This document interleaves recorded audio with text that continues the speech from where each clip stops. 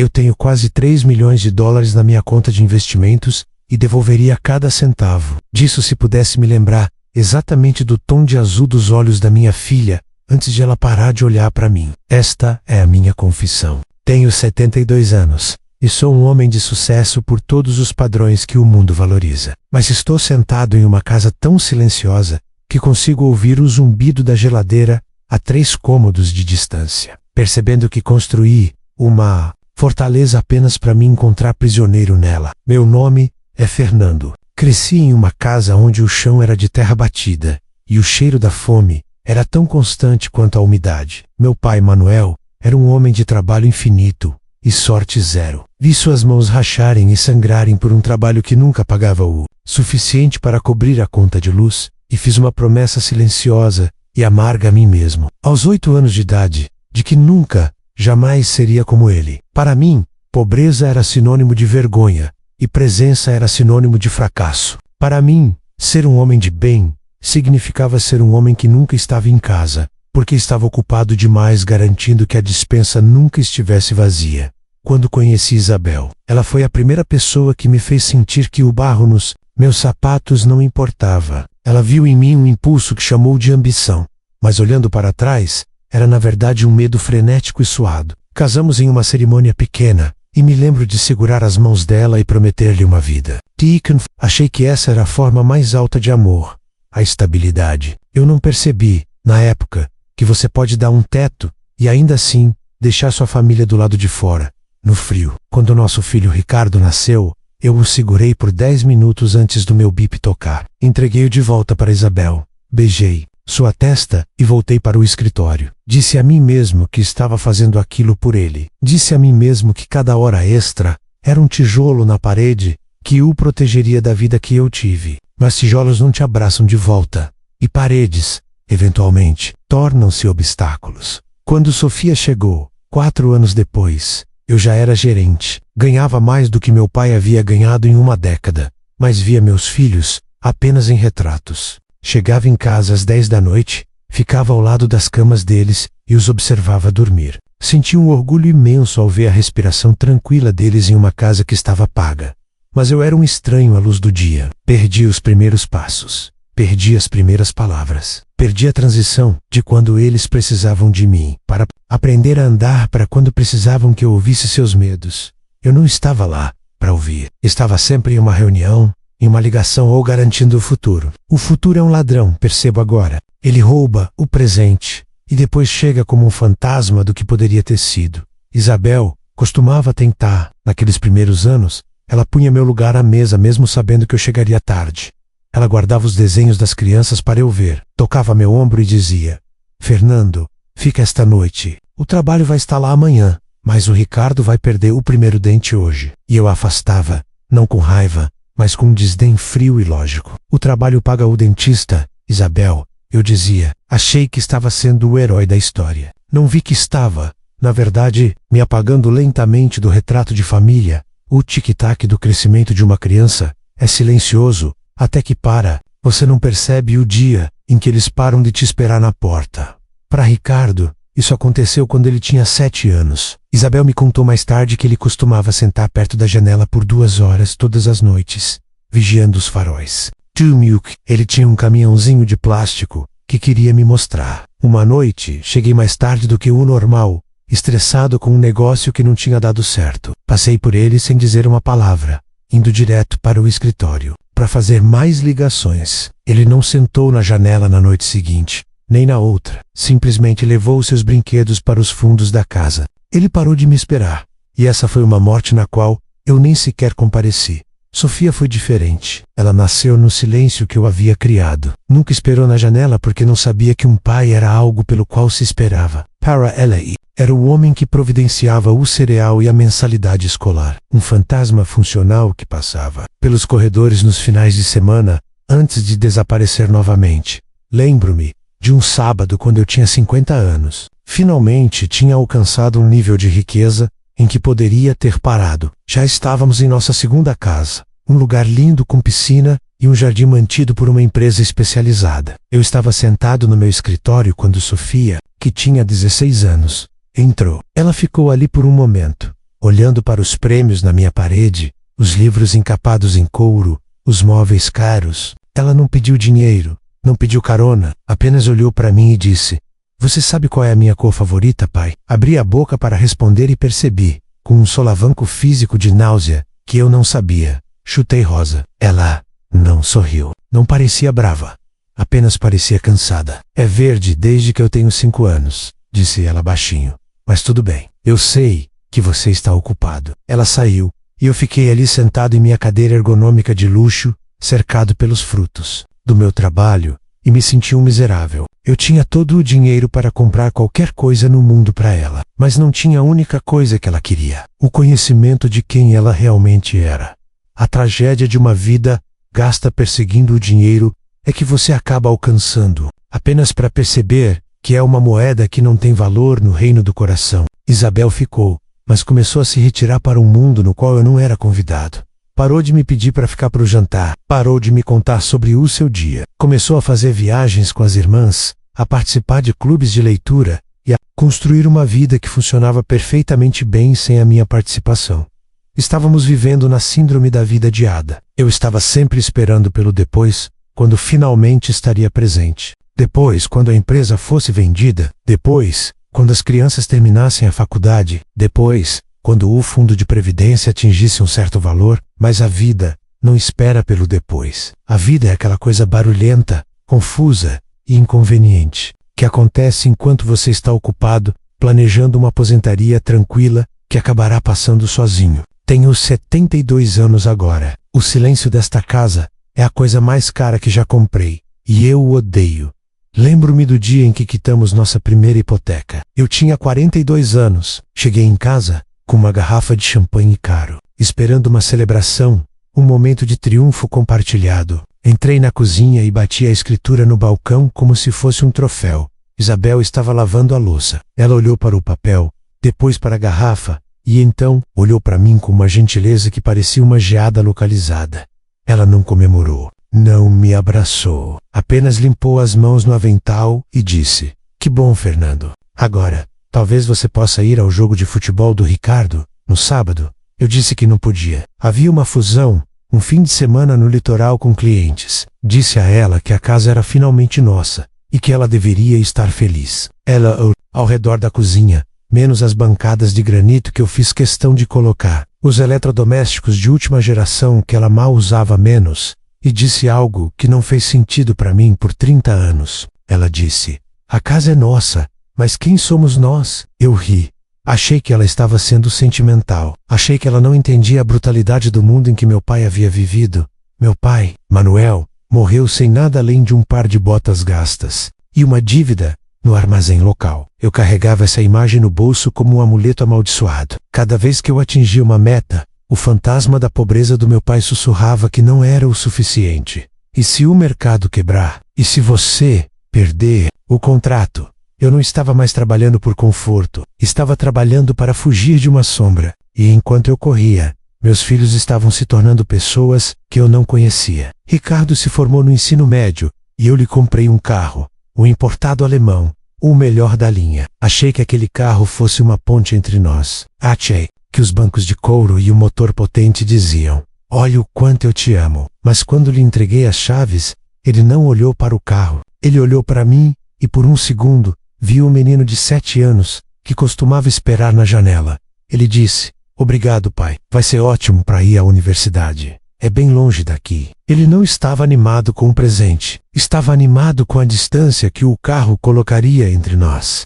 Eu o vi arrumar aquele carro um mês depois. Fico aí na garagem, com as mãos nos bolsos, sentindo-me um convidado na partida do meu próprio filho. Eu queria dizer algo profundo. Queria dizer para ele ter cuidado, trabalhar duro, evitar os erros. Mas percebi que eu não tinha o vocabulário para intimidade. Só havíamos conversado sobre notas, caminhos profissionais e a importância da disciplina financeira. Eu não sabia qual era o seu livro favorito. Não sabia o que o fazia rir quando os amigos não estavam por perto. Tentei tocar o seu ombro, e ele se esquivou menos apenas um movimento minúsculo, quase imperceptível menos, mas pareceu uma porta batendo na minha cara. Ele não me odiava. Essa é a parte mais difícil de admitir. O ódio é uma emoção ativa. Ele estava apenas indiferente. Eu era o benfeitor, o sócio silencioso em sua criação. Ele me devia respeito, e ele o dava, mas não me devia seu coração.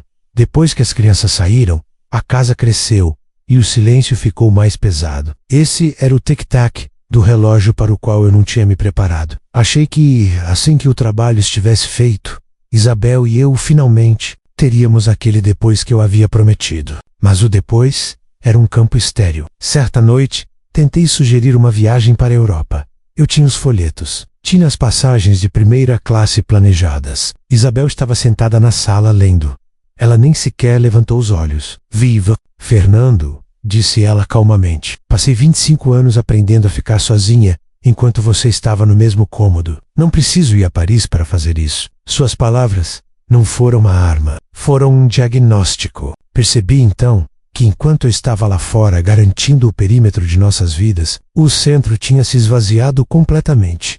Ela tinha parado de me esperar. Essa foi a percepção mais terrível da minha vida, menos o momento em que a pessoa que mais te amou simplesmente para de esperar qualquer coisa de você. Tentei mudar, brevemente. Fiquei mais em casa. Tentei me interessar pelos hobbies dela, mas eu era como um homem tentando aprender uma língua estrangeira depois que o país já havia desaparecido. Eu sentava no jardim com ela e em 10 minutos minha mão buscava o celular. Minha mente vagava para o escritório, para as planilhas, para o único lugar onde eu sentia que tinha um valor definido. Eu era viciado no fazer porque não tinha ideia de como ser. Isabel percebeu logo. Certa tarde, ela me pegou checando minhas ações enquanto me contava sobre um sonho que tivera. Ela não ficou brava. Apenas se levantou, limpou a grama da saia e disse: "Tudo bem, Fernando. Você não precisa fingir. Eu sei onde está o seu coração. Está no banco." Ela entrou em casa e pela primeira vez na minha vida, olhei para o belo jardim, a casa cara e o céu azul límpido, e senti uma pobreza esmagadora que meu pai nunca conheceu. Ele era pobre de bolso, mas era presente. Eu era um milionário e era um vácuo. Os meses se transformaram em anos de coexistência educada. Éramos como 2 navios atracados no mesmo porto, mas a passarela havia sido recolhida há muito tempo. Eu via Sofia ocasionalmente. Ela se mudou para outro estado e começou uma carreira no serviço social, menos algo que pagava muito pouco. Tentei dizer a ela que estava desperdiçando seu talento, que deveria ir para o direito corporativo ou finanças. Eu disse: "Você precisa pensar no seu futuro, Sofia. Dinheiro é a única coisa que garante segurança." Ela olhou para mim com uma piedade que queimou mais do que qualquer insulto. "Pai", disse ela, "eu vi você ter toda a segurança do mundo. E você é a pessoa mais insegura que eu conheço. Você tem pavor de uma fome que não existe há 40 anos. Prefiro estar sem dinheiro e conhecer o coração dos meus filhos do que ser você." Ela não ligou por 3 meses depois disso. Disse a mim mesmo que ela estava sendo jovem e idealista. Disse a mim mesmo que ela entenderia quando fosse mais velha. Mas enquanto eu me sentava em meu escritório, olhando para os números subindo na minha tela, percebi que os números eram apenas a pontuação de um jogo que eu já havia perdido.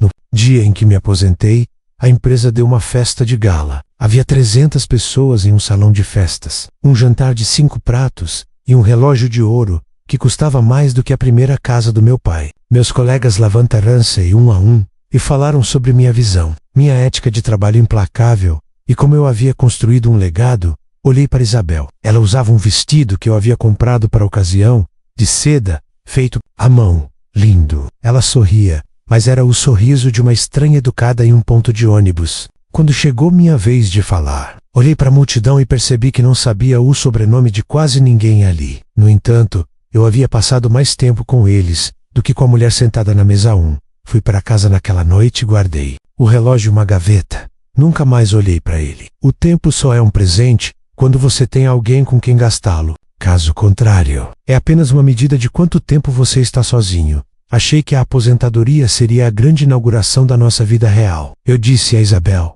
"Agora finalmente podemos fazer tudo. Podemos ir para o litoral, podemos conhecer o mundo." Ela estava na cozinha, organizando temperos. Não parou o que estava fazendo. "Fernando", disse ela suavemente, "o mundo é muito grande e eu estou muito cansada. Não quero ver o mundo. Eu só queria ter visto você há 20 anos. Esse foi o primeiro estalo na minha falsa esperança. Eu acreditava que poderia simplesmente apertar um botão e me tornar o marido que ela merecia. Mas eu havia passado 40 anos desmontando as engrenagens da nossa intimidade. Você não pode ignorar um jardim por décadas e esperar sair em uma manhã e encontrá-lo em plena floração só porque finalmente comprou um regador. Então, veio o diagnóstico. Não foi um colapso dramático. Isabel apenas começou a perder peso. Estava mais pálida. Uma tarde, ela desmaiou no jardim. O jardim que eu paguei, mas no qual nunca me sentei. No hospital,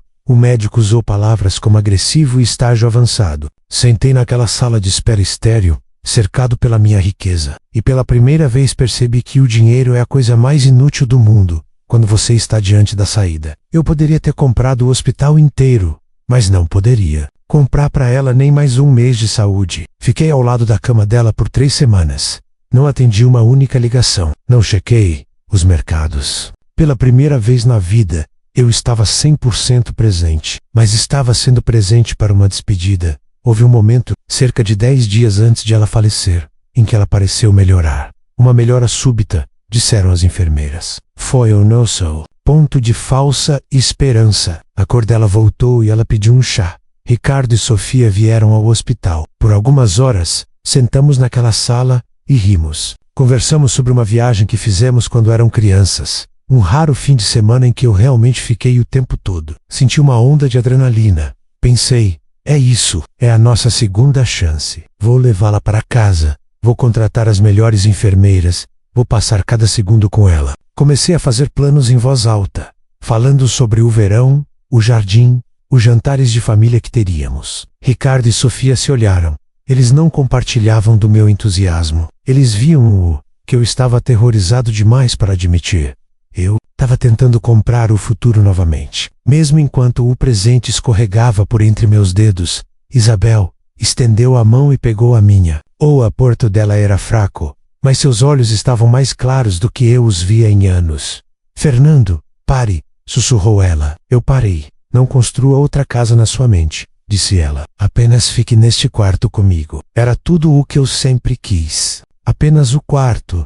Apenas o silêncio com você. A esperança desapareceu, substituída por uma clareza fria e cortante. Eu havia passado todo o nosso casamento construindo o depois. E agora o depois era uma cama de hospital e um gotejamento. Timo, as crianças ficaram por mais um tempo, mas a conversa tornou-se forçada. Não havia memórias compartilhadas para sustentar uma visita longa. Eles não sabiam como falar comigo sem que Isabel servisse de tradutora. Quando saíram, beijaram a testa dela e me deram um aceno educado. Eu ainda era o provedor, ainda era o homem que pagava as contas, mas eu não era o pai que conhecia seus corações.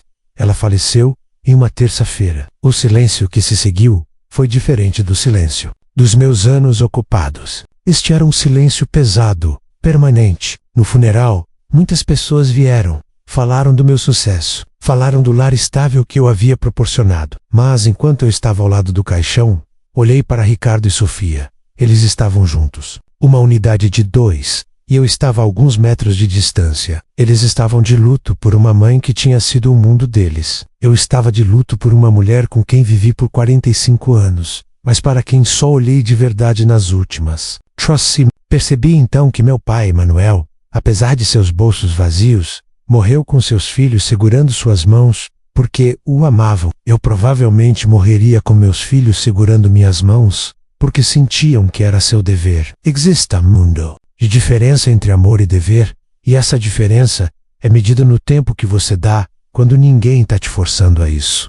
O primeiro mês após o funeral de Isabel foi o ano mais longo da minha vida. Eu me pegava caminhando pelos cômodos desta casa, tocando as cortinas caras, os azulejos importados, as estantes de livros feitas sob medida, e percebendo que nada disso tinha pulso. Tem uma mesa de jantar que pode acomodar 12 pessoas, mas como minha torrada em pé, sobre a pia da cozinha, porque o silêncio de uma mesa grande e vazia é alto demais para suportar. Tentei ligar para o Ricardo há algumas semanas. Era uma noite de terça-feira, por volta das 7. Ensaiei o que queria dizer. Queria dizer que sentia muito. Queria dizer que finalmente entendi o que ele quis dizer sobre o carro. Mas ele atendeu, sua voz estava tensa, eficiente. Está tudo bem, pai? Precisa que eu chame o encanador? Precisa de uma transferência bancária? Ele foi direto para a logística do cuidado. Ele não perguntou como eu estava me sentindo. Perguntou o que estava quebrado. Porque na mente dele, sou um homem que só lida com coisas que podem ser consertadas com um talão de cheques. Eu só queria conversar, Ricardo. Eu disse. Houve uma pausa longa e pesada do outro lado. Eu conseguia ouvir os filhos dele ao fundo, rindo, gritando, vivendo uma vida da qual eu não fazia parte. Conversar sobre o quê? Ele perguntou. Neil. Foi uma pergunta agressiva. Foi uma pergunta confusa. Não tínhamos um histórico de apenas conversar. Nosso relacionamento sempre foi uma série de relatórios de situação. Senti o peso de 40 anos de conversas perdidas pressionando meu peito. Eu queria romper aquilo, mas a parede que eu construí era grossa demais, e fui eu quem assentou cada tijolo. Nada. Finalmente eu disse. Só. Se cuidem. Teste. E fiquei sentado no escuro por 1 hora. Percebi que não se pode exigir intimidade de pessoas que você ignorou enquanto elas cresciam. Você não pode plantar sementes no concreto e se perguntar por que não há sombra quando você envelhece. Sofia me enviou uma foto do seu novo apartamento. É pequeno, provavelmente do tamanho do meu quarto principal. As paredes são finas e os móveis parecem ter vindo de um brechó. Mas na foto, ela está sorrindo. Está segurando uma caneca de café e seus olhos brilham. Olhei para aquela foto por muito tempo. Quis mandar uma mensagem dizendo que eu poderia comprar um lugar melhor para ela, que eu poderia dar a entrada em uma casa em um condomínio fechado. O impulso de prover é um hábito difícil de quebrar, mas então me lembrei do que ela me disse. Prefiro estar sem dinheiro e conhecer o coração dos meus filhos do que ser você. Não mandei a mensagem. Apenas digitei. Parece um lar, Sofia. Tô feliz por você. Ela curtiu a mensagem 2 dias depois. Essa era a extensão da nossa conexão. Um joinha digital através de um cânion de anos perdidos. Fui ao sótão ontem. Encontrei uma caixa de fitas velocidade de mossegmentação antigas, menos aquelas que Isabel insistia em gravar nos poucos feriados em que eu realmente estava em casa. Conectei o aparelho antigo, com as mãos tremendo. A tela piscou, e lá estava eu. Eu tinha 35 anos. Parecia forte, confiante, vestindo um terno mesmo em um sábado. No vídeo, Ricardo está tentando me mostrar um castelo de Lego que construiu. Ele está puxando minha manga, com o rosto cheio de esperança. E eu tô olhando para o meu relógio. Estou balançando a cabeça, mas meus olhos estão voltados para a porta. Estou fisicamente ali, mas claramente em outro lugar. Estou calculando, planejando, garantindo o futuro. Assisti a mim mesmo afastando a mão dele para poder atender uma ligação de trabalho. Eu quis entrar na televisão e pegar aquela versão mais jovem de mim pelo colarinho. Quis gritar. Olhe para ele, o castelo não estará lá amanhã. E a infância dele também não. Mas a fita continuou rodando, mostrando um homem que achava que estava vencendo enquanto perdia tudo o que importava. Este é o colapso silencioso. Não é um ataque cardíaco ou uma falência. É a percepção de que alcancei tudo o que me propus a fazer. E o prêmio é uma vida esvaziada. Tenho 72 anos. Minha saúde está falhando e minha conta bancária está cheia. Que a coisa mais cruel sobre o tempo é que ele te dá a sabedoria para ver seus erros somente depois de ter tirado a oportunidade de consertá-los. Sento-me na minha varanda agora e observo os vizinhos. Vejo um pai jovem chegando em casa com as roupas empoeiradas do trabalho. Vejo sua filhinha correr até ele e ele solta a bolsa, não se importa com o que tem dentro e a pega no colo e a faz girar. Quero dizer a ele que ele é o homem mais rico do bairro. Quero dizer para ele ficar naquele momento o máximo que puder. Isabel estava certa. Passamos uma vida juntos, mas não a compartilhamos. Dei a ela uma vida confortável, uma casa linda e uma aposentadoria segura. Mas não dei a ela a única coisa que ela realmente pediu: minha presença. Sou um sucesso aos olhos do banco e um fracasso aos olhos das pessoas que deveriam ter me conhecido melhor. Se você está ouvindo isso e ainda está no meio da sua escalada, não estou dizendo para parar de trabalhar. Não estou dizendo que o dinheiro não importa, mas estou dizendo que o depois é uma mentira. A única coisa que você realmente possui é este momento. Não troque uma vida inteira de memórias por uma pilha de papel. Não construa uma casa tão grande que você não consiga ouvir as pessoas dentro dela. Tenho 72 anos. E finalmente estou diminuindo o passo. Mas as pessoas por quem eu estava correndo já cruzaram suas próprias linhas de chegada sem mim. Se você estivesse no meu lugar, sentado nesta casa silenciosa, com 3 milhões de dólares e ninguém para ligar, você ainda diria que teve uma vida de sucesso? Olhando para trás na jornada do Fernando, fica claro que a tragédia não foi o trabalho em si, mas a cegueira emocional que o fez acreditar que a provisão era um substituto para a presença. Muitos de nós somos ensinados que ser um provedor é o objetivo final, mas como o Fernando aprendeu, você não pode comprar de volta os anos que seus filhos passaram esperando na janela. É um lembrete poderoso para verificarmos nossas prioridades, enquanto ainda temos tempo de mudar o final de nossas próprias histórias. Se você estivesse no lugar do Fernando, sabendo o que ele sabe agora, você teria escolhido de forma diferente? Ou você sente que a pressão para prover torna as escolhas dele quase inevitáveis? Por favor, compartilhe seus pensamentos e histórias nos comentários. Vamos conversar sobre o que realmente importa.